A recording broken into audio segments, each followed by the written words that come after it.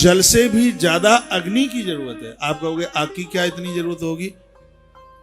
जितना भी प्राणी मात्र है, जीव पशु, सबके हृदय में अग्नि जठर में बैठी हुई है, इसलिए उसको जठराग्नि के नाम से उसे जाना जाता है। पेट में यदि जठर में अग्नि नहीं होगी तो पशु चारा नहीं खाएंगे और इंसान अन्न नहीं खाएगा। वो आग ही तो है, वो अग्नि ही तो है जो जठर में बैठ करके सबका पाचन कर रही है, सबको पचा रही है। मैं यूं आग्रह पूर्वक सबको यह मैं निवेदन करना चाहूंगा, अग्नि के पुजारी बनो, अग्नि की पूजा करो। एक ताम्र का पात्र लो, हवन कुंड टाइप का एक ले लो, घर में कुछ उपले रख लो, आम की लकड़ियां रख लो। जैसे ही आपके चूल्हे पर भोजन बनता है, आप उपला जला लें या थोड़ी लकड़ी जला लें आम की, और आपने जो प्रसाद बनाया है उसमें से 5 आहुति उस आग के ऊपर डालें। आप संपूर्ण देवता प्रसन्न हो जाएंगे, तरक्की हो जाएगी, कारोबार फैल नहीं होगा।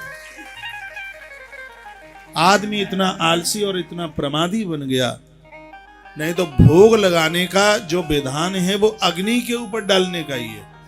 मेरे यहाँ माताएं बैठी होंगी, उन्हें पता होगा, पहले भोग लगाया जाता था तो उपला कंडा जलाया जाता था और कहा जाता था कि हमने भगवान को अग्यारी समर्पित की है, उसको अग्यारी बोलते थे। घी डाल देते थे उस पर, कपूर का उतना आविष्कार था नहीं, लेकिन घी भी इतना बढ़िया क्वालिटी का होता था कि उसके ऊपर वो डाला और आग उसमें हाली बैठती थी। अब तो सब 2 नंबर का हो गया है, और उसके ऊपर ही आहुति डाली जाती थी, चाहे वो श्राद्ध हो, सोमवती अमावस्या हो। रोज भी जो भोग लगाते थे तो उसमें वही डाला जाता था। ये आप चाहेंगे तो आप कर सकते हैं। और भोग लगाने के बाद में फिर लोटे में पानी, पीतल या तांबे के लोटे में पानी होता था, उसके ऊपर ऐसे पानी घुमाया जाता था, यूं ऐसा लगता था कि भगवान ने प्रत्यक्ष रूप से उसको। मैं वही बातें बोल रहा हूं जो ग्रंथों में, मुझसे तो अपनी तरफ से कुछ आता ही नहीं है, और मैं मनगढ़ंत बातें कभी कहता भी नहीं हूं।